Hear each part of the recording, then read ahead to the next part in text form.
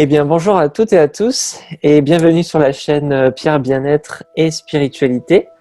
J'accueille aujourd'hui Patrice Marty. Bonjour Patrice. Bonjour Pierre. Voilà, j'ai le grand bonheur de t'accueillir sur ma chaîne pour démarrer une belle aventure ensemble Ouais. sur toutes tes passions mais qui sont aussi les miennes en quelque sorte. Voilà, tout ce qui est, bon, on va en parler un petit peu, mais voilà, tout ce qui est crâne de cristal, les sites sacrés et les pyramides, c'est ce qui m'intéresse le plus. Okay. Donc aujourd'hui, on va aller à ta découverte un petit peu parce qu'il y aurait de nombreuses choses à raconter pendant des heures. Ouais. Mais voilà, une première découverte pour commencer, avant d'entamer une aventure. Et avant que je puisse te demander de te présenter, je rappelle juste que je t'ai rencontré il y a quelques années sur Paris lors de l'une de tes conférences à l'espace Grenet, où tu présentais les crânes de cristal et les crânes anciens. Tu avais amené ton crâne Sirius, si je ne me trompe pas.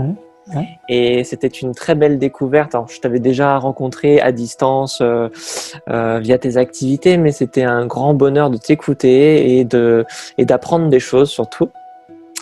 Voilà, donc aujourd'hui c'est vrai que tu es un peu un chercheur et un Indiana Jones comme j'aime l'appeler, parce qu'il n'y en a pas énormément qui courent les rues, mais c'est important de voir des gens comme toi qui parcourent le monde pour aller un peu aux origines de l'humanité, enfin du moins ce qui pourrait sembler être des origines, mais également de percer les mystères qui nous entourent, et Dieu sait qu'il y en a énormément. C'est vrai. Voilà, bah écoute Patrice, je t'invite à te présenter un petit peu rapidement avant qu'on aborde bien entendu les grands sujets de manière générale. Voilà, qui es-tu? Est-ce que tu as eu un passé différent?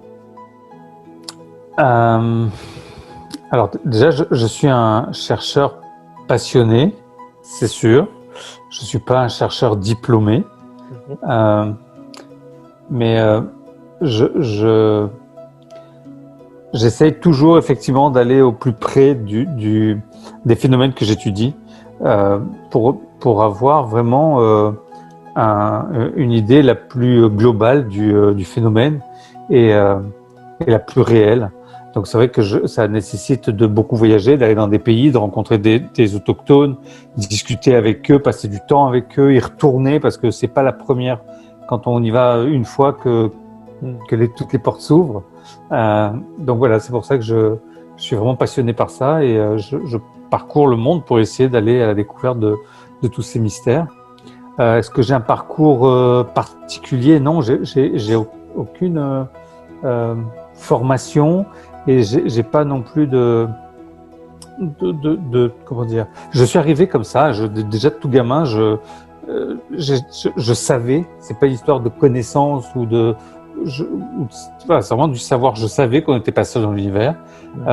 Je suis arrivé avec des mémoires un peu particulières. Je me souvenais comment j'étais mort dans ma dernière vie. J'ai commencé à dessiner les crânes. Je devais avoir 6 ans, 7 ans. Voilà, donc je suis arrivé comme ça en fait, tu vois. Et souvent, je discute avec des personnes qui me disent je suis sur un chemin depuis 1 an, depuis 2 ans, depuis 10 ans. Moi, je suis sur le chemin depuis que je suis né, j'ai l'impression, tu vois. Je n'ai pas fait d'effort particulier. C'est pas une remise en question de moi-même. Je suis arrivé comme ça. Voilà. Ouais, c'est super. Bah écoute, de toute façon, on est tous atypiques, hein, on a tous des parcours différents et ça ne fait pas de nous des incultes ou autres. Non, pas du tout. Mais c'est vrai que c'est souvent quand les gens discutent, je prends conscience qu'ils ont eu un chemin de vie qui était le leur, hein, sans aucun jugement de ma part, et qu'à un moment donné, sur leur chemin de vie, justement, ils perçoivent autre chose, ils comprennent autre chose, ils s'aperçoivent que le monde n'est pas forcément tel qu'on nous le décrit ou tel qu'on veut nous le vendre, et qu'il y a autre chose derrière l'image de façade. Et moi, j'ai l'impression d'être né derrière cette image de façade et d'en avoir connaissance dès le plus jeune âge. Forcément, c'est un gain de temps incroyable. Forcément, ça ouvre des portes peut-être plus facilement. J'ai jamais d'a priori ou de jugement sur les personnes ou sur ce que je vois. Je suis très connecté aussi avec mon enfant intérieur qui continue à vivre et qui s'excite toujours autant de tout ça. Et voilà, je suis un grand passionné et un amoureux de toutes ces recherches que je fais. Et je crois que si j'allais pas sur le terrain, si j'étais pas en contact avec ça, si c'était juste de la théorie dans des bouquins ou sur Internet, faire des recherches comme ça, je commence comme ça, hein, c'est important de les commencer comme ça. Mais voilà, je me sentirais peut-être pas la légitimité de venir vous en parler aujourd'hui ou de faire des émissions ou voilà, de faire d'autres choses, tu vois. Mais pour moi, c'est important d'aller me confronter à la réalité du terrain.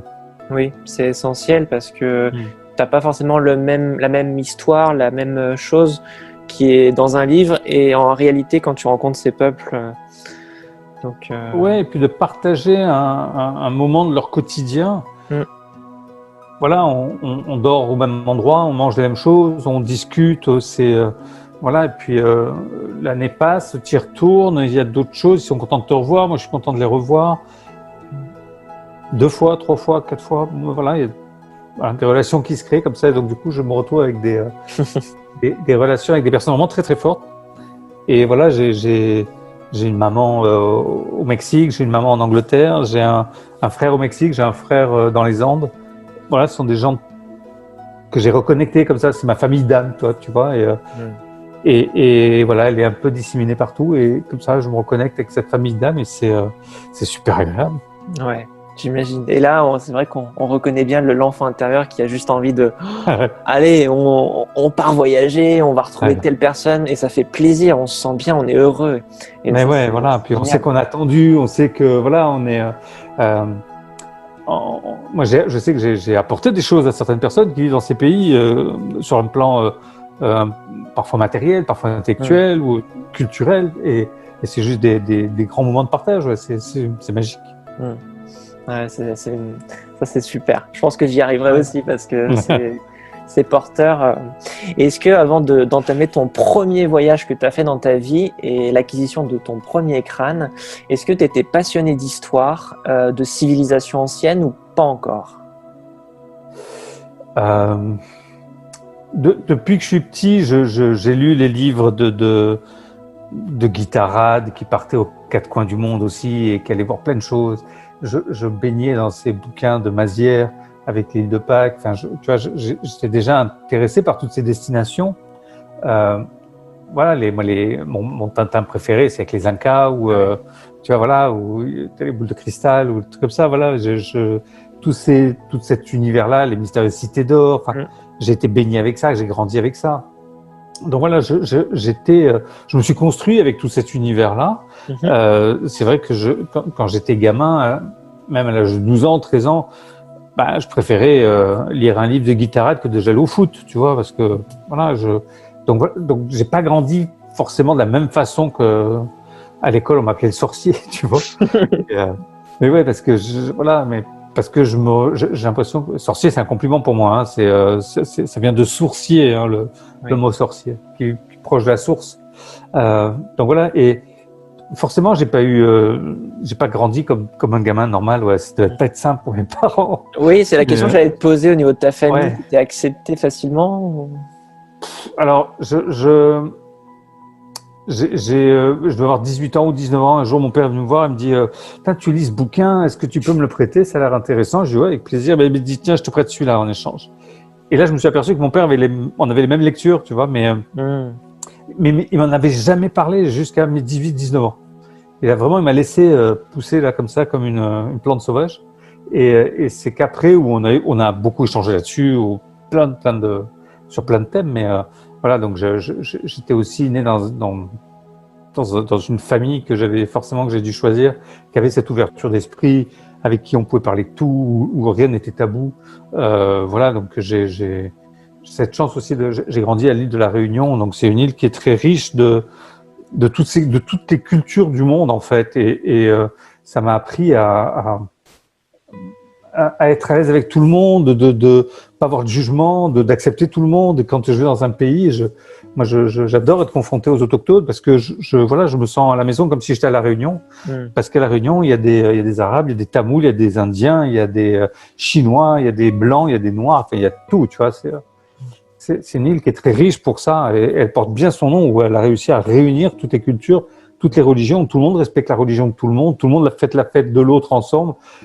Voilà, voilà, donc je me suis construit avec tout ça, et c'est aussi ça peut-être qui m'a donné le goût de voyager, d'avoir grandi sur une île aussi magique que celle-là. Et c'est un vrai bonheur de pouvoir prendre une valise, aller voyager, j'adore ça. J'imagine. C'est pour ça que j'emmène des gens avec moi là-dessus, on peut partager toutes ces expériences. Et c'est sûr que c'est pas des voyages qu'on peut trouver dans les grandes enseignes d'agences de voyage que je vais pas citer, on peut leur faire de la pub, mais ouais, c'est ça. Moi, vraiment ce que je propose, c'est vraiment des voyages uniques. Parce que je vais vous emmener sur des lieux que personne ne va visiter, je vais vous faire rencontrer des gens que personne ne va d'habitude à la rencontre, où j'ai des contacts à droite, à gauche pour aller sur des sites où les touristes sont pas admis. On n'y va pas forcément, c'est pas toujours légal. Stonehenge, c'est légal. Mais quand je suis au Mexique, on va de nuit sur certains endroits, sur certains sites. Et voilà, c'est plutôt officieux qu'officiel. Voilà, mais j'ai les contacts pour pouvoir le faire. J'ai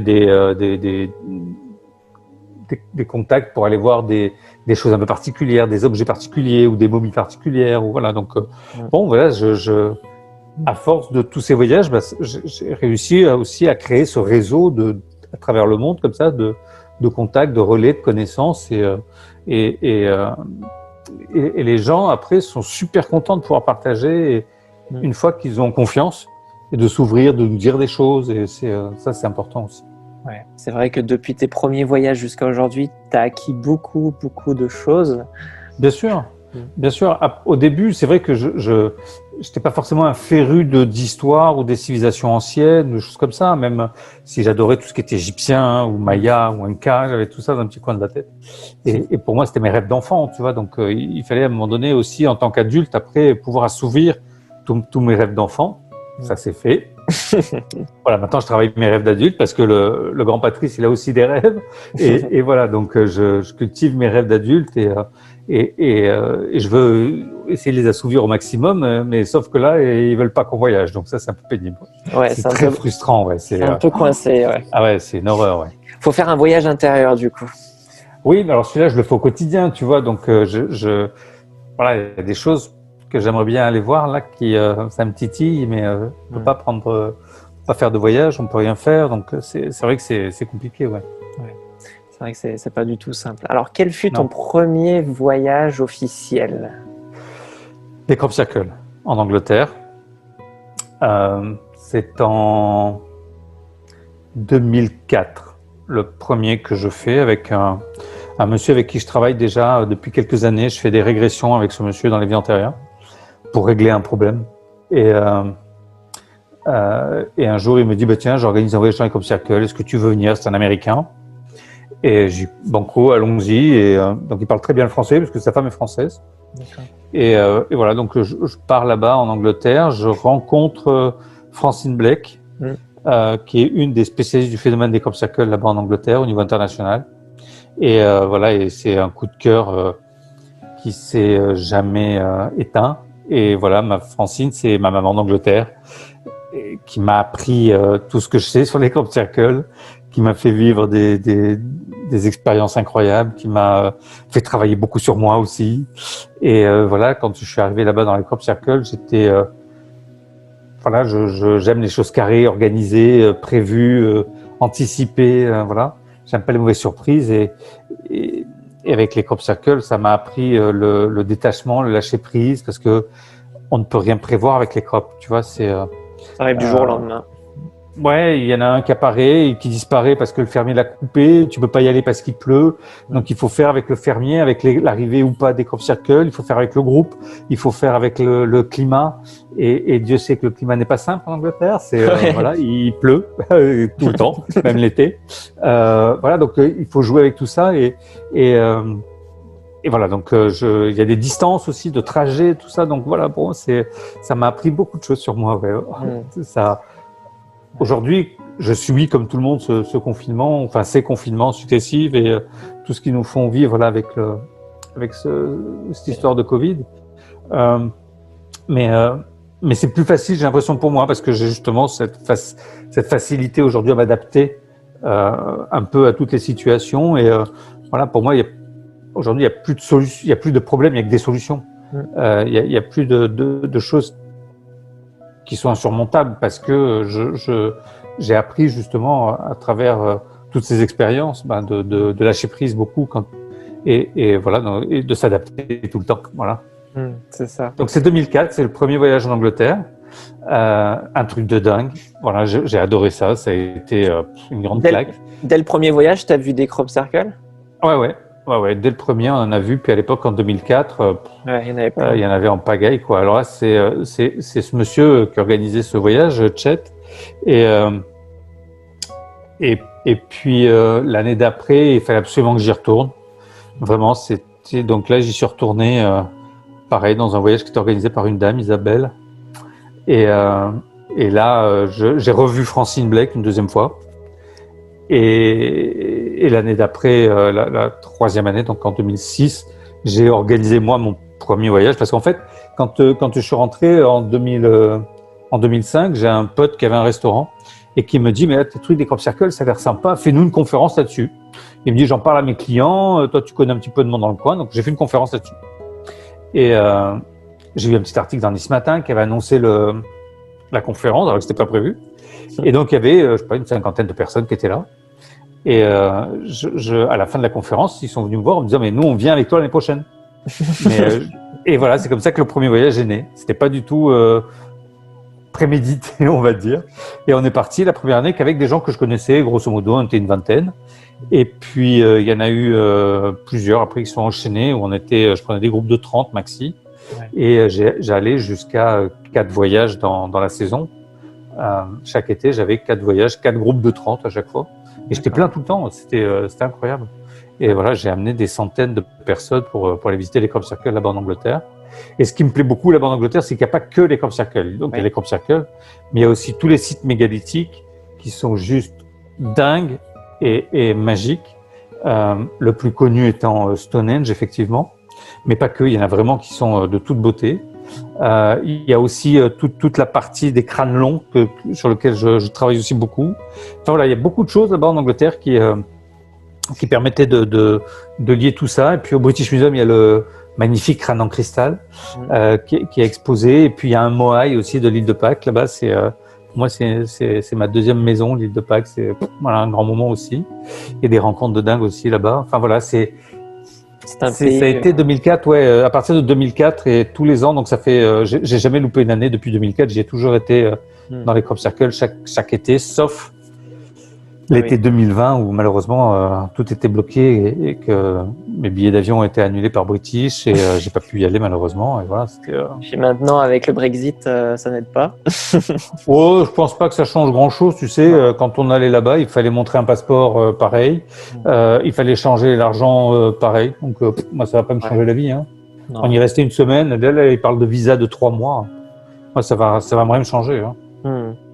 Non, mais c'est vrai que l'Angleterre est pleine de mystères, de légendes, et puis bon, c'est un ancien pays colonisateur, donc qui a ramené aussi des cultures, des connaissances. Ouais, et c'est vrai que les crop circles, il y en a dans le monde entier, ça faut le dire, mais c'est vrai qu'en Angleterre, c'est un peu l'endroit où il y en apparaît le plus, où c'est plus médiatisé. Ouais, voilà, je pense que c'est l'endroit où c'est le plus médiatisé, où c'est peut-être le plus facile aussi à observer. Comme on sait qu'il y a ce phénomène assez récurrent dans la région, donc c'est vrai que beaucoup de personnes surveillent et différemment. Moi, je suis assez rapidement mis au courant quand il y a un nouveau crop circle. S'il y en a un nouveau, vers les 10 heures au plus tard du matin, je suis au courant et je sais où il est. Et pourquoi je sais où il est? Parce que tout simplement, à chaque fois qu'on va visiter les crop circles, chaque été, on va les survoler aussi pour bien les voir d'en haut. C'est vraiment agréable. Et on les survole avec des petits ULM et on est en fait c'est dans une école d'ULM. Et cette école d'ULM, tous les matins, à partir de 8 heures, ils font des rotations avec des élèves pour leur apprendre à piloter. Et ils tournent dans la région. Et donc, dès qu'il y en a un nouveau, c'est tellement immense le bazar. Ils les voient, ils les notent. Et comme ça, vers 9h30, 10h, ou à la fin de leur première rotation, ils me passent un petit coup de fil ou c'est moi qui les appelle. Et ils me disent, bah, tiens, on en a vu un nouveau à tel endroit, ou alors il n'y a rien, ou voilà. Donc voilà, c'est comme ça qu'on le sait assez rapidement. Tu vois, il y a des ULM aussi. Donc il n'y a pas que mon école, il y a d'autres personnes aussi qui ont des ULM qui tournent. Voilà, donc c'est assez simple. Le terrain est assez plat avec des petites collines autour. Donc on a facilement des petits points dominants parce que si tu passes à côté d'un champ sur la route, s'il y a un crop circle, tu vois rien. Vois pas. Non. Voilà, tu le vois pas. Donc, il faut vraiment avoir des points un peu en hauteur ou avoir des survols. Donc, je reste persuadé, moi, en France, qu'il y a une année, il y a un monsieur qui était venu dans un des voyages et il avait parlé du voyage qu'il faisait avec un pote à lui qui était agriculteur dans le centre de la France. Et il lui dit qu'il va passer une semaine dans les champs de blé en Angleterre. Il dit, mais qu'est-ce que tu vas foutre pendant une semaine dans les champs de blé? Donc, il lui explique les crop circles et le monsieur, le fermier, lui dit, mais moi aussi, j'en ai des fois dans mes champs. Ah Il ouais. dit, mais comment ça, t'en as dans ton champ? Il dit, ouais. Il me dit, mais qu'est-ce que tu fais? Il dit, on les voit quand on est sur le tracker, on moissonne. Ah. Tu vois? Voilà. Oui, parce que tous les Donc, agriculteurs ne sont pas forcément conscients. Ouais. Non, et puis ils les voient quand ils sont en hauteur dans le tracteur, quand ils vont moissonner. Si tu passes dans le champ à côté, tu le vois pas. Moi, ça m'est arrivé de chercher un crop circle. On était dans un champ, on l'a cherché pendant un bon moment. Et on le voyait pas. On a beau se mettre les uns sur les autres, sur les épaules pour essayer de monter, ou avec des perches, ou avec les caméras. Enfin, on a tout essayé. Et celui-là, je l'ai cherché pendant 45 minutes. Impossible de le trouver. Et ce qui m'a fait trouver le crop circle, c'est qu'à un moment donné, au-dessus du crop circle, dans le ciel, il y avait une boule de lumière. Les fameuses. Ouais. Et on s'est dit, la boule, elle est là. Le crop, il est dessous. On est parti. Et effectivement, le crop était bien là. J'ai voulu photographier. J'ai sorti l'appareil. J'ai photographié la boule de lumière. Et photographie c'est un peu dur à les avoir. Ouais. De temps en temps, il y en a certains qui arrivent, mais c'est très. J'en ai vu 3 fois, moi, mais c'est pas simple de les choper, ouais. Est-ce que dans les crop circles, tu ressens des fréquences? Est-ce que tu ressens au niveau énergie qu'il y a quelque chose qui se manifeste?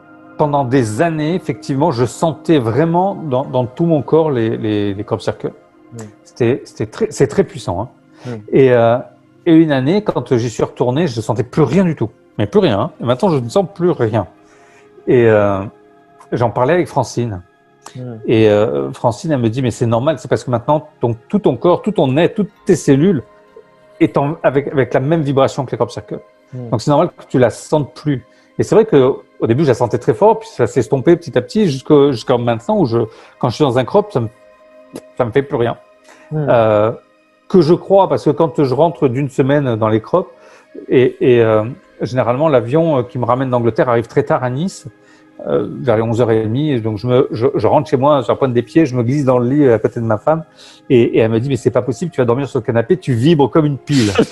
Elle le sent, elle, tu sais, donc ça, c'est que l'énergie, elle y est encore, tu vois, même moi, si je la sens pas, elle y est encore, Ouais, c'est vrai que c'est impressionnant et c'est pour ça qu'on fera des vidéos sur les crop circles parce que c'est un sujet à part entière qui est très complexe. On y reviendra, mais c'est vrai que c'est de très très beaux voyages que je voulais faire depuis des années avec toi. Et bon, j'ai été pris sur d'autres choses, mais promis, je t'accompagnerai parce que ça me. Ouais, il faut pas tarder parce que plus le temps passe, et moins il y a de crop circle quand même. Il paraît. Ouais, et quand je suis arrivé en 2004, la première année. Ça pleuvait comme des petits pains, je te jure. Il y en avait 2, 3, 4 nouveaux chaque matin. Chaque matin. On regardait les photos de ceux de la veille qu'on n'avait pas encore vus. On regardait les photos, on disait, oh non, celui-là, non, il est pas beau, on va pas le voir.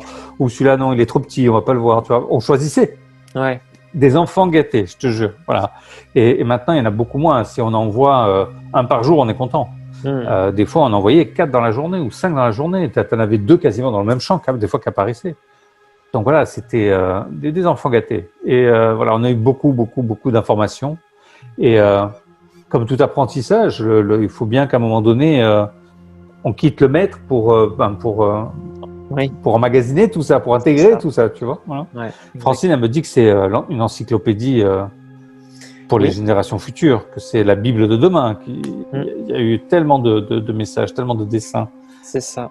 Voilà, on a des choses dedans qui dépassent l'entendement. On y retrouve la vitesse de la lumière, on y retrouve pi, on y retrouve la suite de Fibonacci, on y retrouve des fréquences sonores, on y a tellement de choses. Voilà, et ils veulent nous faire croire que c'est deux papis 70 ans qui s'amusent à faire ça, ou les jeunes. Ou les tornades, ou...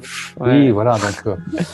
Enfin bon, Tant pis pour eux, ils pensent qu'ils veulent. Ouais, non, c'est sûr, mais voilà, il y a tellement de belles choses à l'intérieur. C'est vrai que c'est dommage qu'il n'y ait pas une science, mais qui est vraiment des centres de recherche qui spécialisent dessus. Il y en a eu un aux États-Unis qui a travaillé pendant des années sur le phénomène, et qui n'arrivait pas à reproduire en laboratoire ce qui se passait au niveau d'un crop circle. Donc, et à tout le niveau, au niveau de la Terre, au niveau des cultures en elles-mêmes, ça modifiait tellement de choses.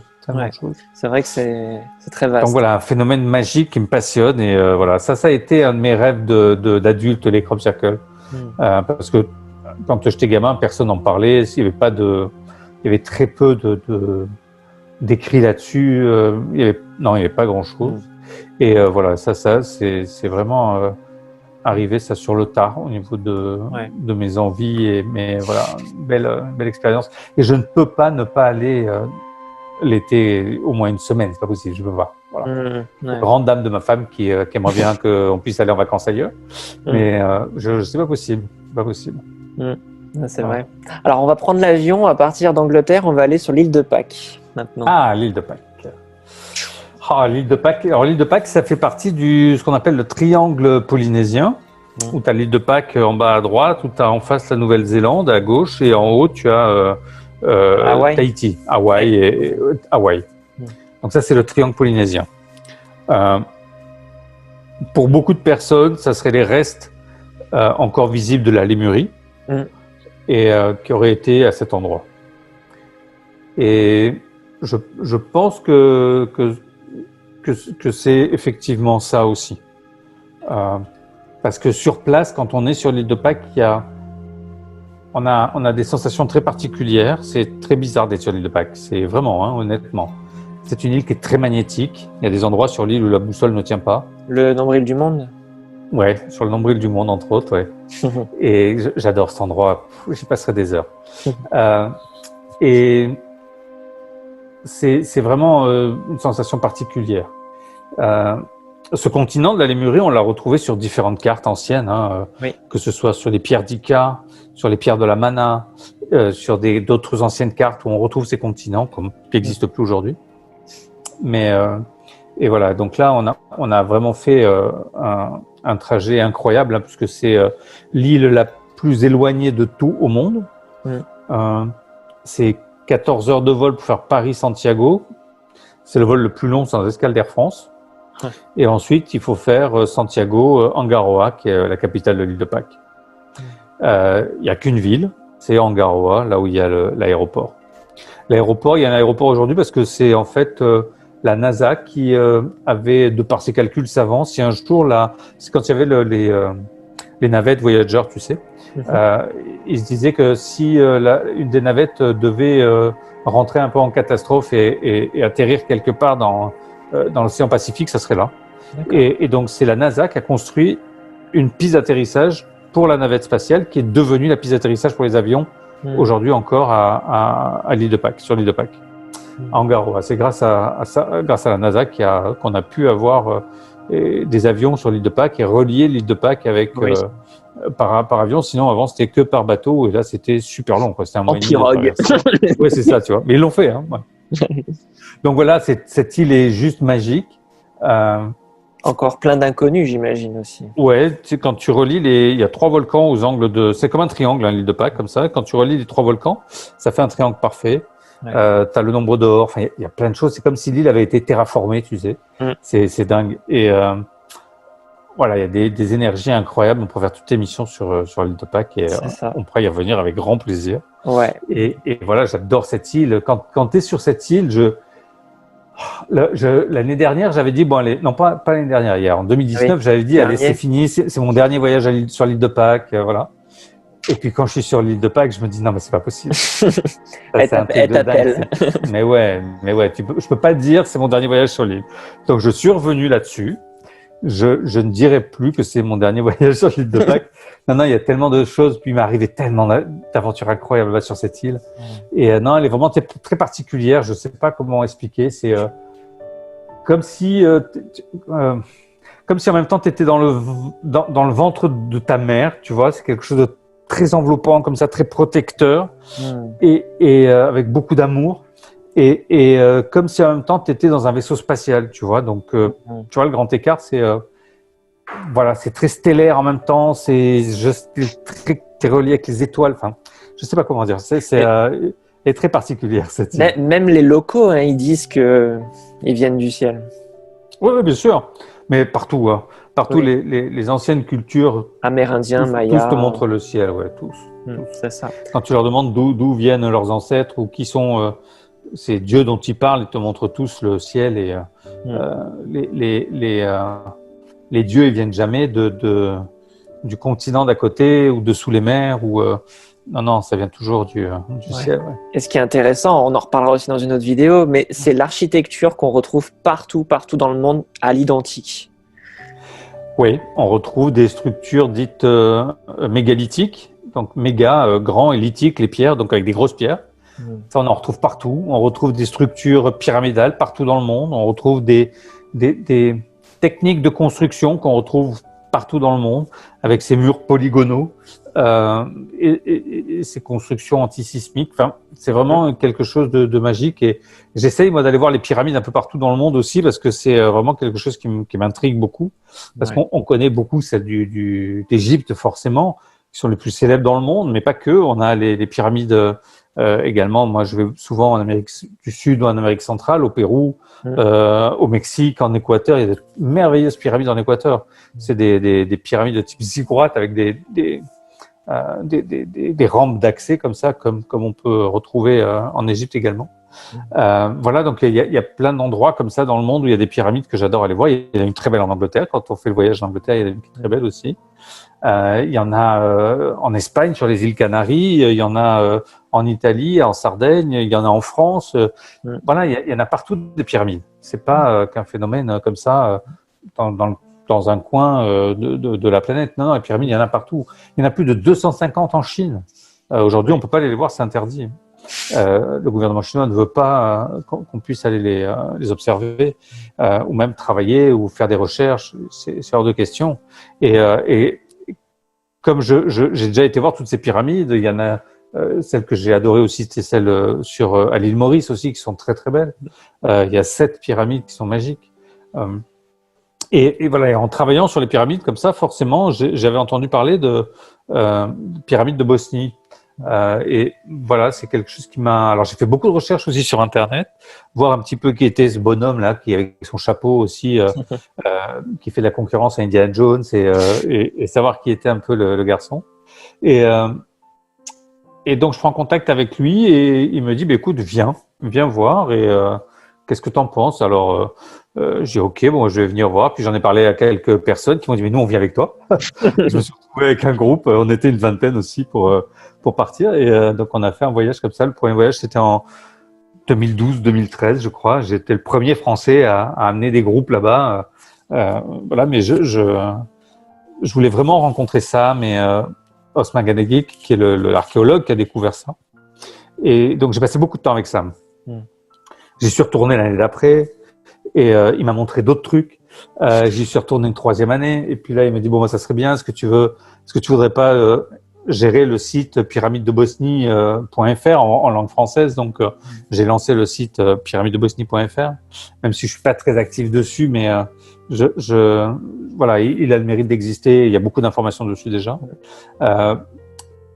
Voilà, et j'y vais chaque année parce que je pense avoir eu beaucoup de réponses à mes interrogations.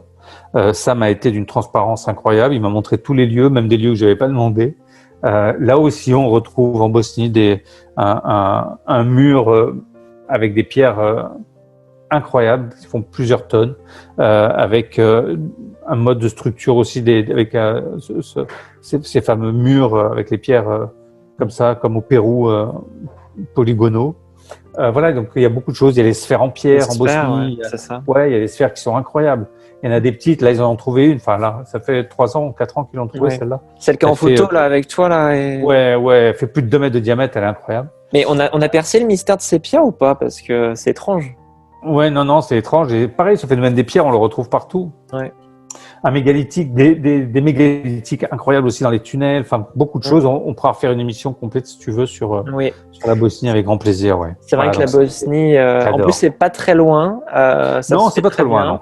Ouais. Et c'est vrai que il y a pas mal de lieux à visiter.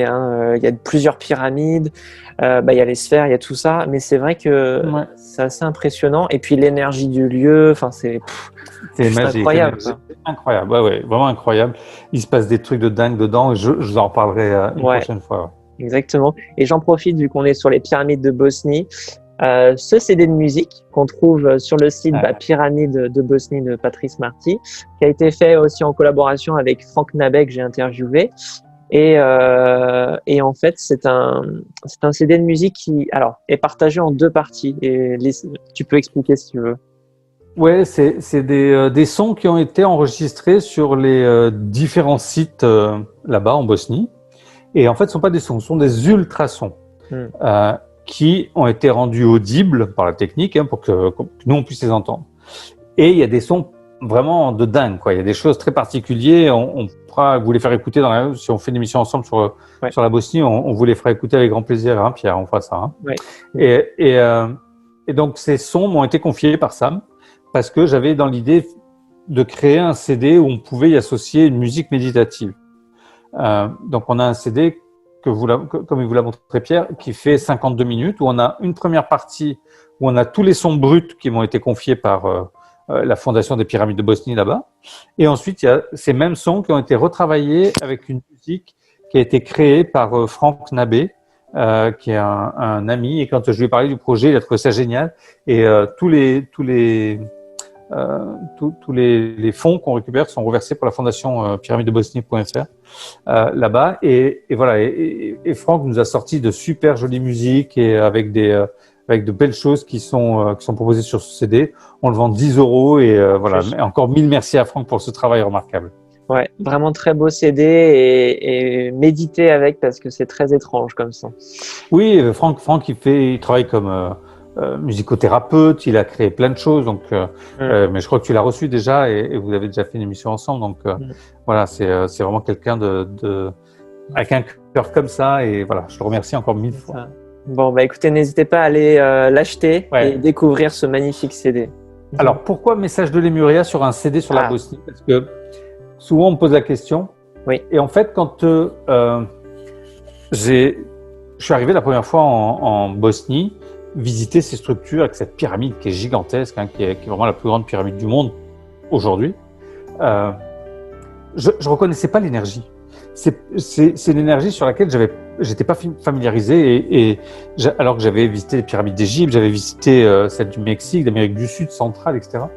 Même ici en Europe, aux Canaries ou en Sardaigne, enfin un peu partout, et je reconnaissais pas l'énergie. C'était pour moi quelque chose de totalement nouveau. Et donc, je suis reparti avec ça du premier voyage. Et la même année, donc ça c'était au mois de juin, et la même année, au mois d'octobre, je vais sur l'île de Pâques pour la première fois. Et là, je me retrouve confronté avec la même énergie que sur la Bosnie. Et c'est pour ça que pour moi, il y a cette relation avec la Lémurie.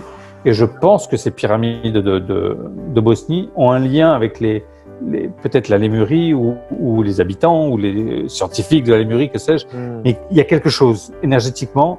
Ça match entre les deux et je ne sais pas pourquoi, mais ce lien, je l'ai fait de par mes ressentis et c'est pour ça que le CD, je l'ai appelé Message de Lemuria. Voilà. Écoute, c'était une question que je me posais, donc tu as répondu à cette question. Ouais, voilà. Merci beaucoup.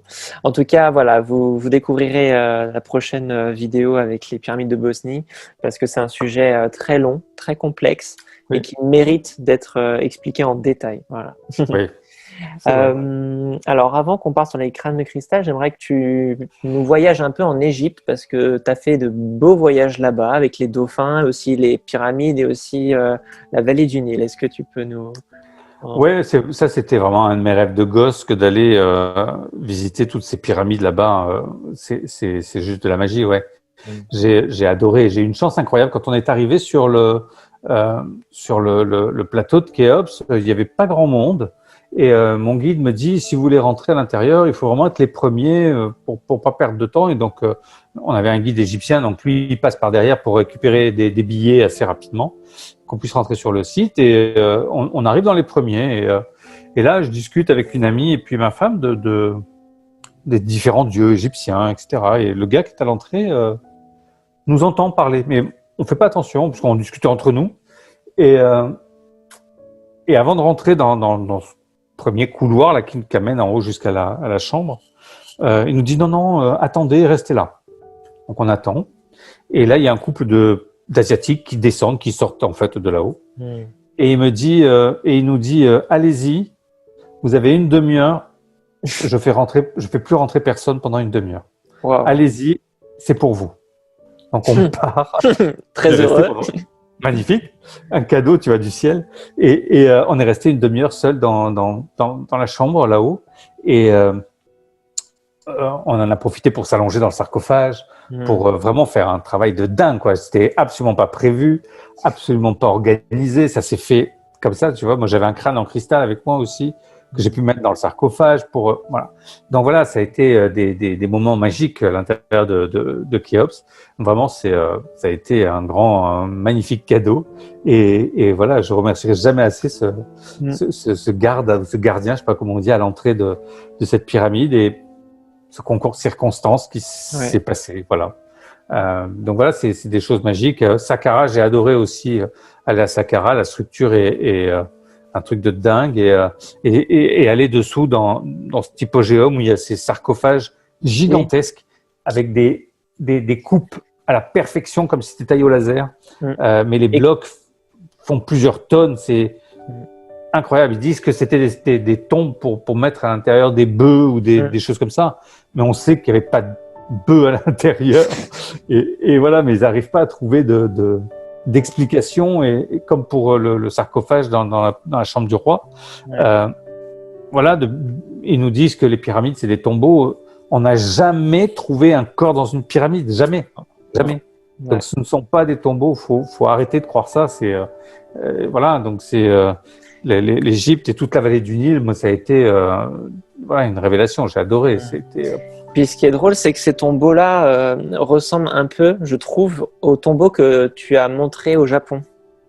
Oui, c'est vrai, absolument. C'est vrai qu'il y a des concordances avec les sites mégalithiques du Japon. Voilà, ça c'est un de mes rêves. Hein. Oh là là, le Japon, voilà, je rêve d'aller au Japon. Mais voilà, sur l'Égypte, pour revenir à l'Égypte, c'est vrai que c'est un pays de dingue, quoi. Alors, tout le monde sait à peu près que effectivement les pierres n'ont pas été taillées, elles ont plutôt été moulées. C'est à peu près admis par tout le monde, même le corps scientifique. Sauf qu'aujourd'hui, ils veulent pas l'admettre parce que ça remettrait en question pas mal de choses. Je trouve ça dommage, mais bon, c'est comme ça. Mais les temples sont juste dingues, quoi, avec la truc colossal, une perfection qui dépasse l'entendement. Vous avez le film de Patrice Pouillard et Jacques Grimaud, La révélation des pyramides. Je l'engage vraiment à le voir si vous l'avez pas vu. Ça vous expliquera plein de choses et beaucoup mieux que moi sur ces pyramides et sur toute la région. Mais c'est vrai qu'on se sent tellement petit quand on est là-bas. On a l'impression qu'une partie de notre histoire a été coupée. Oui. Ça c'est et pas qu'au niveau d'Égypte. Hein, tellement sur tellement de choses. Je reprends souvent l'exemple de Christophe Colomb, le pauvre garçon, il est arrivé le dernier là-bas en Amérique et ils nous le vendent comme si c'est lui qui avait découvert ça, quoi. On sait que c'était le dernier à être arrivé. Il avait juste je pense, une bonne agence de com, c'est tout, quoi. Mais voilà, il y a plein de choses comme ça et qui font que ça devient des vérités et alors qu'on sait pertinemment que c'est faux. Et il y a plein d'exemples comme ça à travers l'histoire et malheureusement des hypothèses ont vite tendance au fil des années de devenir des vérités. Et ça c'est dangereux, ouais. Ouais, ça c'est sûr. Hein. Il y aurait de quoi faire pour réécrire l'histoire du monde. Hein. Oui. Alors les crânes de cristal, bon, tu as fait d'autres voyages, hein, on en reparlera. Mais les crânes de cristal et les crânes anciens sont deux thèmes un peu séparés, même si ça peut se rejoindre. Les crânes de cristal, c'est donc je te disais tout à l'heure, j'ai commencé à dessiner les crânes, j'avais 6 ans ou 7 ans, j'en dessinais un peu partout et c'était pour moi totalement normal que de dessiner ces crânes. Il n'y avait rien de morbide là-dedans, mais un petit garçon de 6 ans ou 7 ans qui dessine des crânes, c'est vrai que ça inquiète un peu les profs et les parents. Donc j'ai vite compris que ça embêtait un petit peu quand mes parents étaient convoqués, tout ça. C'est les pirates. Ouais, voilà, donc j'ai fait des bateaux de pirates. Ah bah. Et voilà, donc ça me passait beaucoup mieux. Et un petit garçon de 7 ans qui dessine bateau de pirates, c'est normal, mais voilà. Donc je mettais mon petit crâne où je dessinais les voitures, je mettais les crânes sur les portières, des trucs comme ça, tu vois. Donc voilà, ça m'a jamais quitté. Puis là, vers l'âge de 14-15 ans, j'ai découvert dans un bouquin le crâne de Mitchell Hedges. Et voilà, j'ai su que c'est ça que je dessinais. Pourquoi? Je sais pas, c'était comme ça. À l'époque, j'avais pas encore toutes les réponses. Et en 2005 ou 2006, je vais rencontrer Max en Hollande, qui est un des crânes de la légende maya pour moi. Et voilà, là, je prends une claque. Quand je mets les mains sur Max, j'ai comme un film qui me revient. Je vois plein de choses, des choses que je connais pas encore, qui sont le Mexique en fait. Et voilà, et donc c'est comme ça que je pars au Mexique la première fois en 2007, je crois, parce qu'il faut absolument que je me reconnecte avec cette énergie parce que c'est vraiment un des berceaux de toute l'histoire des crânes de cristal, le Mexique, le Guatemala, l'Honduras, le Belize, voilà, il y a plein de lieux comme ça. Donc voilà, je travaille beaucoup sur les crânes et après avoir rencontré Max en Hollande, l'année d'après ou 2 ans après, j'arrêtais pas de rêver de Max en France et je rappelle le monsieur américain avec qui j'avais fait le voyage dans les Crop Circle et qui connaissait bien la gardienne de Max. Et je lui dis, écoute, renseigne-toi, j'ai l'impression que Max vient en France et j'aimerais bien savoir quand. Et il me rappelle, il me dit, écoute, non, j'ai eu la gardienne. Il y a rien de prévu pour que Max vienne en France. Mais il me dit, mais toi, tu fais de l'événementiel, tu organises des manifestations, pourquoi toi, tu le fais pas venir en France? Je dis, ouais, pourquoi pas. Et voilà, ça commence comme ça. Et je fais venir Max et je suis à l'initiative donc du premier festival des crânes de cristal en France où il y a Max.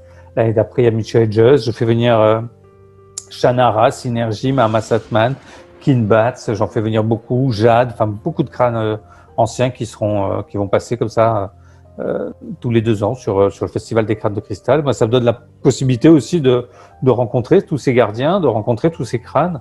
Et voilà, maintenant, quand je voyage aussi un peu à droite, à gauche, à travers le monde, j'ai des contacts pour aller voir les crânes ou les gardiens. Et voilà, donc c'est plutôt bien. J'ai fait venir des chamans, j'ai fait venir, donc voilà, plein de gens comme ça qui me suivent et que je suis et voilà. C'est une histoire d'amour, quoi, les crânes. Ouais, les crânes, ouais. Et puis quand j'étais au Mexique, j'ai reconnecté avec plein de choses. J'ai compris plein de choses. J'ai vécu des choses magiques. On pourra faire une émission aussi, si tu veux, sur les crânes de cristal et revenir en détail sur tout ça avec grand plaisir, ouais. Super. Et les crânes anciens, du coup, qu'est-ce que c'est? Les crânes anciens, pour moi, c'est vraiment les crânes en cristal qui sont très vieux. On parle de cette légende maya de 13 crânes de cristal.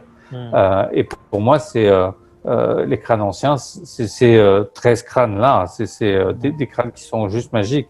J'ai eu la chance d'en croiser quelques-uns, de passer du temps avec pendant les festivals des crânes de cristal, comme j'organisais ça. C'est vrai qu'ils arrivaient généralement 2 jours avant, ils restaient un petit peu après, donc je passais beaucoup de temps avec. Le soir, des fois, les gardiens me confiaient leurs crânes pour la nuit, donc je dormais avec les crânes, avec Max, avec Shannara, tu vois. Voilà, j'ai passé des moments de dingue, quoi. Et voilà, très privilégié avec une relation particulière aussi, du coup, avec ces gardiens, tu vois. Mais ça, c'est donc tous ces crânes anciens. En fait, les crânes de cristal, on les modernes plutôt. Il y a 3 catégories, on va dire. Il y a les crânes anciens, pour moi, ceux qui font partie de la légende maya. Il y a les crânes plutôt vieux. Et après, il y a ce qu'on appelle les crânes modernes ou contemporains.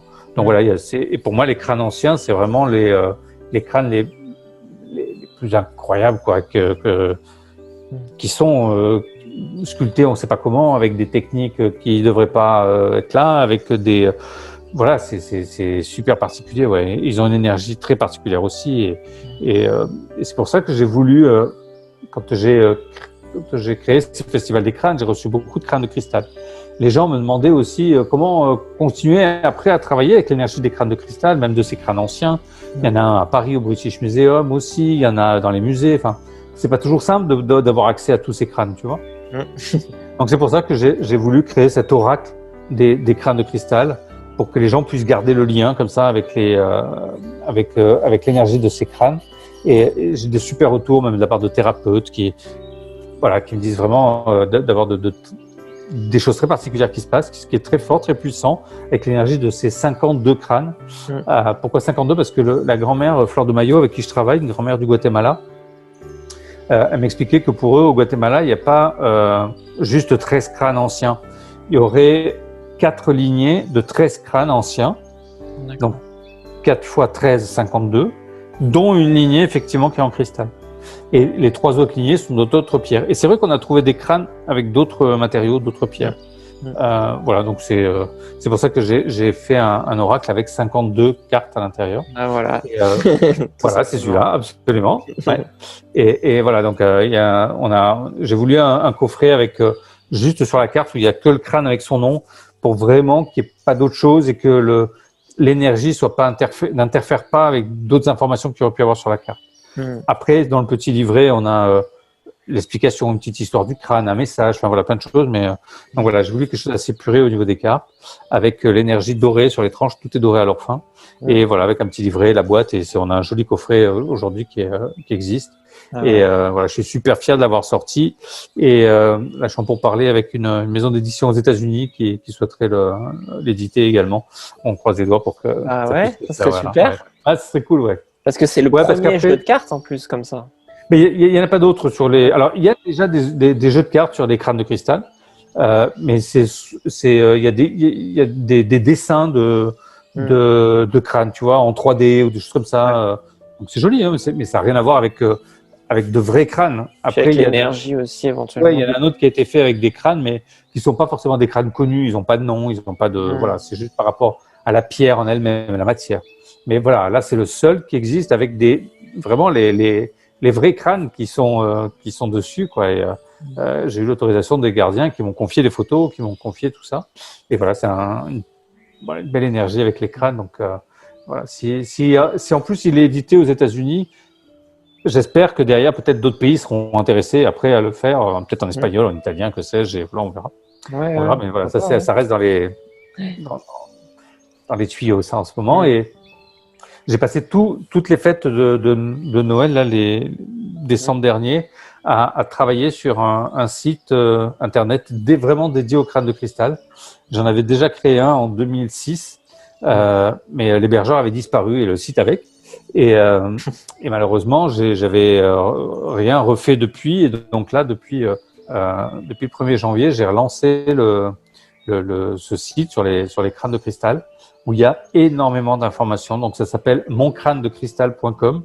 Et vous verrez, il y a beaucoup d'informations. On retrouve les 13 crânes anciens, on retrouve les crânes vieux les plus célèbres, on retrouve les crânes contemporains, tous les chercheurs, tous les tests qui ont été faits autour des crânes de cristal. Et vraiment beaucoup d'informations, vous verrez sur... Et en plus, tu as mis une boutique pour qu'on puisse acheter quelques crânes, enfin des petits gabarits.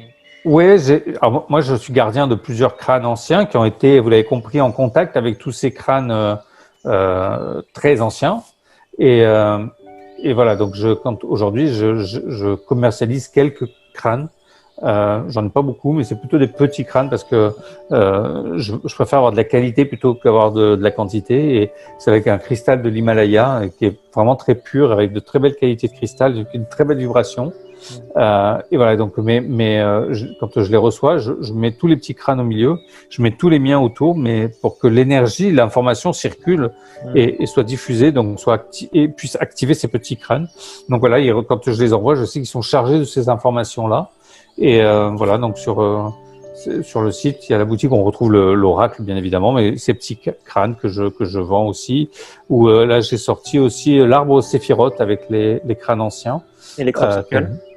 Et un autre avec les crop circles, effectivement. et voilà, ça fonctionne plutôt bien en termes d'énergie, ça marche plutôt bien aussi. Donc voilà, des petites choses comme ça qui. Les sets de table aussi avec les. Ouais, alors les sets de table, c'est rigolo, ça c'était avec les crop circles, mais je m'aperçois que les gens ont totalement détourné le produit. Alors à la base, c'est des vrais sets de table en PVC. C'est un fabricant professionnel de sets de table qui m'a fait ça. Donc c'est une super qualité, ils sont lavables à l'eau, machin, etc. Et donc au début, j'avais mis set de table sur le site. Et les gens m'ont tellement détourné l'objet, que j'ai changé le nom, j'ai mis 7 d'harmonisation, parce que j'ai une dame qui m'a dit, ben moi je le mets sous mes plantes pour, ça leur donne. Oui. Voilà. Il y en a une, elle me dit, moi je dors dessus. Il y en a une autre, elle me dit, moi je le mets sous mon chien. Voilà. Donc il y en a qui mettent de la nourriture, de l'eau dessus. Enfin voilà. Excuse-moi. Il n'y a pas de souci. Oui, donc en effet. Donc voilà, les gens ont détourné ça et donc j'ai changé le nom. Alors parce que le fait que ce soit juste 7 de table, ça les cantonnait dans un truc.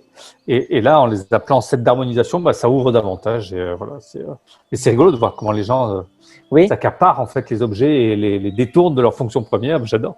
C'est ça. C'est génial, ouais. Ouais. Non, c'est vrai qu'il faut aller découvrir ce site internet du coup et aller vous renseigner un peu plus sur tout ça. C'est vrai que c'est passionnant. Est-ce que tu as des projets pour cette année? 2021, personne ne sait si on peut voyager ou pas. Normalement, la Bosnie, c'est au mois de juin. Ouais. Est-ce qu'on pourra le faire? J'en sais rien. Derrière, j'ai les Crop Circle au mois de juillet. Est-ce qu'on pourra y aller? J'en sais rien. Après, normalement, j'ai le voyage que j'organise pour aller nager avec les dauphins en Égypte. Là, ça semble encore très compromis. Et au mois d'octobre, normalement, j'ai le Pérou et la Bolivie. Alors, est-ce qu'on pourra y aller? Personne n'en sait rien. Au niveau voyage, cette année, ça reste encore très compliqué. Et même si on peut voyager, est-ce que, par exemple, le Pérou ou la Bolivie ne va pas nous dire, nous, on veut que tout le monde soit vacciné? J'ai pas du tout envie de me faire vacciner. Tu vois, j'imagine. C'est le danger. Ouais, c'est ça. Donc voilà, c'est compliqué. C'est pas simple. Mais pour l'instant, j'en sais rien. Alors, je me concentre sur mes autres activités que j'ai au niveau professionnel avec mes salons de bien-être. Mais voilà, c'est même les salons de bien-être. Ouais, même les salons de bien-être sont en suspens et on ne sait pas si je pourrais les faire. J'en ai 5 à sortir normalement cette année. Est-ce qu'on pourra les faire? Je ne sais pas. Ça, c'est une grande interrogation. Voilà. Donc, je travaille aussi sur une version numérique du salon de bien-être. Voilà, c'est ce que j'allais te dire. Ouais. Je fais un salon de bien-être en ligne qu'on a initié l'année dernière après le premier confinement. Et là, j'en fais une nouvelle version qui va sortir le 1er mars avec des stands en 3D, avec plein de choses dessus. Mais voilà, donc ça, c'est des choses qu'on va effectivement travailler et sur lesquelles je travaille actuellement. Mais voilà, au niveau de mes passions, c'est super compliqué en ce moment, ouais. C'est mis en pause, ouais. Et est-ce que tu as des pays que tu aimerais découvrir du coup maintenant Un de mes rêves d'enfant, c'est le Japon. Ouais. Pas d'enfant, pardon, d'adulte, c'est le Japon. Parce que j'y ai découvert ces sites mégalithiques qui sont plus incroyables les uns que les autres. Et j'ai passé mon premier niveau de plongée parce que je veux aller à Yonaguni. Yonaguni, c'est une structure pyramidale mégalithique qu'il y a sous l'eau à côté du Japon. D'accord. Et voilà, donc j'ai passé mon diplôme de plongée pour ça. Et donc ça, c'est fait. Et voilà, et ça fait 2 ans que je veux aller au Japon pour aller voir tous les sites mégalithiques et aller à Yonaguni. D'accord. Pour l'instant, c'est un peu compliqué. Voilà. Ouais. Donc voilà, le Japon, ouais, c'est vraiment une destination que j'ai envie de faire et d'emmener un groupe là-bas pour ça, pour aller voir tous les sites mégalithiques, c'est essayer de travailler avec aussi un maître spirituel là-bas sur place, ça serait intéressant. Et voilà, donc mais c'est pour l'instant c'est que du projet et ça c'est c'est pas simple, ouais, c'est embêtant. Ouais. Mais non, vous pouvez voir les conférences en ligne. C'est vrai.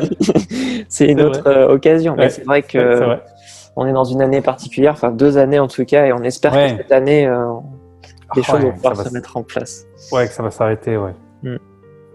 Donc voilà, bah écoutez, je pense qu'on a fait à peu près le tour de manière générale. Je pense qu'on pourrait aborder tellement d'autres choses, les crânes anciens, les crânes longs, les pierres mystérieuses. Les crânes longs, pardon, pas les crânes anciens. Ouais, les crânes longs, ouais. Ah, c'est ça que tu voulais dire, les crânes anciens? Tu parlais des crânes longs, en fait? Ouais, et en fait, après, j'ai réfléchi, je me suis dit, mais c'est vrai qu'il y a les 2 différences. Les crânes longs, en fait, sont des vrais crânes en os et qui n'ont rien à voir avec un crâne d'Homo sapiens. Il y en a sur la Terre entière. Partout, il y a des structures mégalithiques, il y a des crânes longs. Et partout, il y a des crânes longs, il y a des structures mégalithiques. Donc, on peut penser que les deux avaient une relation quand même. Et j'ai confondu. Et c'est pas grave. Et voilà, ces crânes longs, pareil, moi, j'ai été confronté là-dessus. La première fois, c'était en Angleterre, où j'ai découvert des crânes longs. Et puis après, quand j'étais au Mexique, et puis après, quand j'étais au Guatemala, et puis après, quand j'étais au Pérou, et puis après, quand j'étais en Espagne, et puis après, quand j'étais en... Et il y en a partout. Et donc voilà, ça fait quelques années aujourd'hui que je travaille là-dessus, que je fais beaucoup de recherches, que j'essaie d'aller les voir un peu partout aussi, et que je donne des conférences là sur les crânes longs maintenant depuis 5 ans. On n'est que 2 à travailler sur les crânes longs dans le monde. Vraiment, c'est un monsieur qui est un Américain qui s'appelle Brian Forrester, qui vit aux États-Unis, qui vit entre les États-Unis et le Pérou, et moi. Voilà, on est 2. Donc, voilà, et on défend ce truc-là. Enfin, moi, je le défends depuis des années maintenant, parce que pour moi, c'est une des preuves indéniables et matérielles d'une civilisation différente du sapiens sur Terre. Voilà. Et on peut pas le remettre en question, ça. Et c'est pour ça que les scientifiques ne veulent pas travailler dessus. Bah oui, ça poserait. Parce qu'ils savent que ce qu'ils vont trouver, ils veulent pas que ça soit connu et divulgué. Donc, bon, on l'a bien vu avec les momies de Nazca, hein, ça pose la question. Hein. Oui, tout à fait. Mais voilà, donc on pourra faire aussi une émission entière sur les crânes longs si tu veux, et voilà, plein de choses magiques. Et les objets que tu as récupérés avec des dessins particuliers. Pareil, dans tous les pays où j'ai été, j'étais confronté à des objets, des pierres, des artefacts mystérieux, et voilà, je me balade un petit peu partout sur la planète pour essayer d'aller les voir, que ce soit au Mexique, que ce soit au Pérou, que ce soit en Équateur ou en France, enfin voilà, il y en a partout. Donc je donne des conférences maintenant aussi sur ces pierres mystérieuses. J'ai eu la chance de pouvoir en ramener quelques-unes du Mexique. J'en ai quelques-unes du Pérou également. Voilà, mais c'est des choses qui me passionnent, ça me fascine, ça me fait rêver en fait. Ça continue à alimenter mon enfant intérieur, et voilà, c'est pour moi, c'est mes cadeaux de l'univers, c'est mon Père Noël à moi, tu vois. C'est presque même aussi des preuves, hein, quand même. Hein. Parce que c'est des choses quand même très anciennes, donc c'est des choses qui ont un vécu. Bien sûr, oui, pour moi, c'est des preuves, parce que les anciens, quand ils voulaient laisser quelque chose, ils l'écrivaient pas sur un papyrus, hein, ils le mettaient dans la pierre, sinon on était à peu près sûr que ça disparaissait. C'est ça. Voilà, donc c'est comme si c'était des bibliothèques comme ça, d'anciennes civilisations qui auraient été laissées à travers la planète, comme ça, pour qu'on puisse les retrouver, et avec des choses dessus. Et ce qui est étrange, c'est que ces pierres, on les découvre en France, au Pérou, en Équateur ou au Mexique. Beaucoup de ces symboles, beaucoup de choses se retrouvent sur ces pierres. Et voilà, et comme quoi tout est lié. C'est pas. On parlait de l'île de Pâques tout à l'heure. Tu parlais du nombril du monde, avec ces moaïs qui ont les mains comme ça contre le nombril, tu vois. On a exactement la même chose en Turquie avec les monolithes, avec les pierres comme ça, et sur le site de Göbekli Tepe. C'est ça. Et Göbekli Tepe, ça veut dire aussi le nombril. Cusco, c'est aussi un nombril.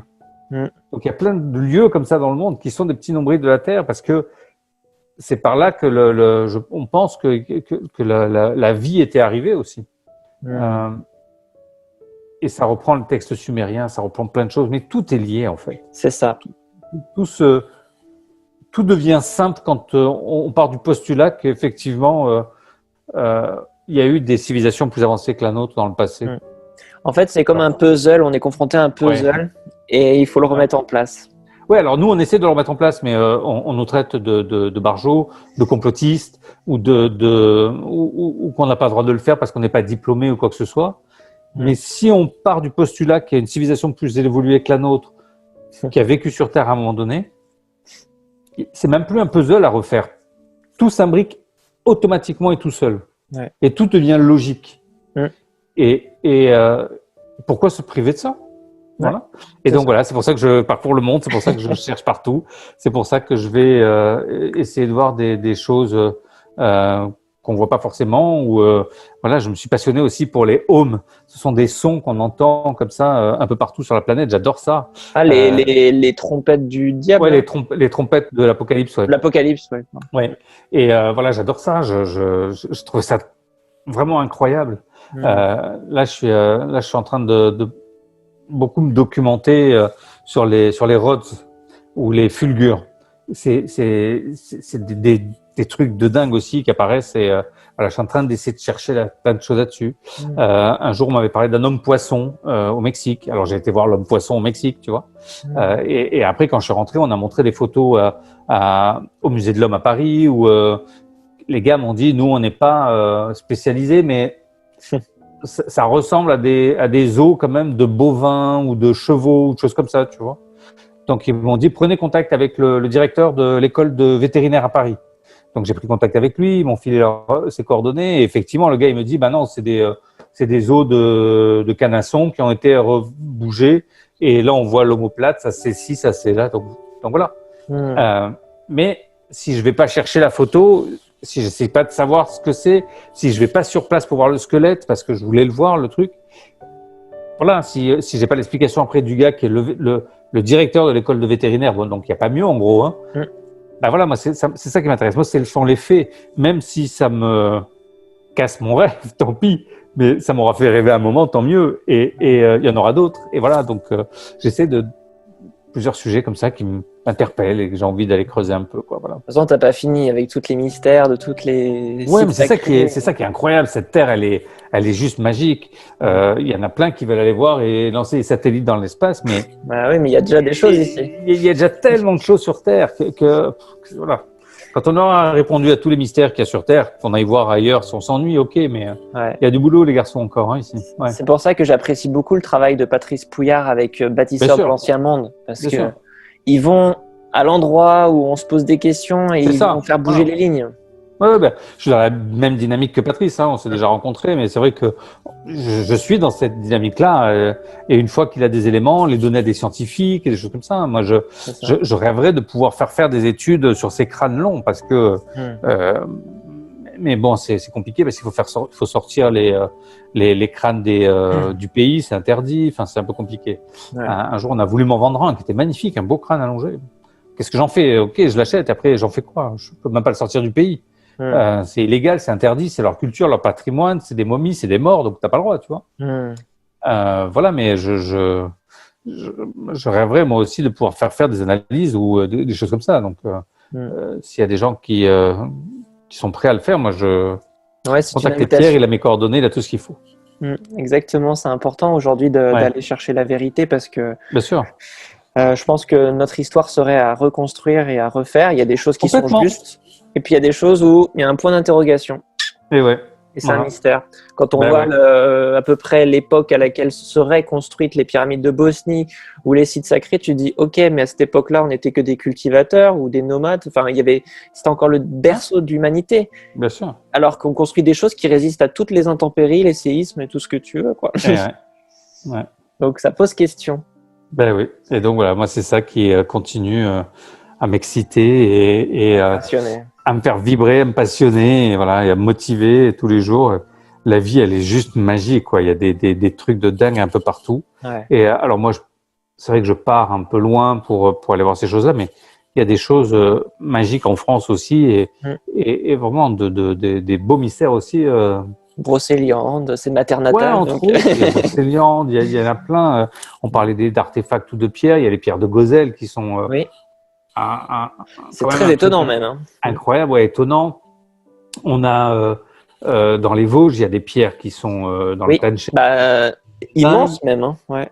Elles sont pas si grosses que ça. La plus grande doit faire 50 d'eau.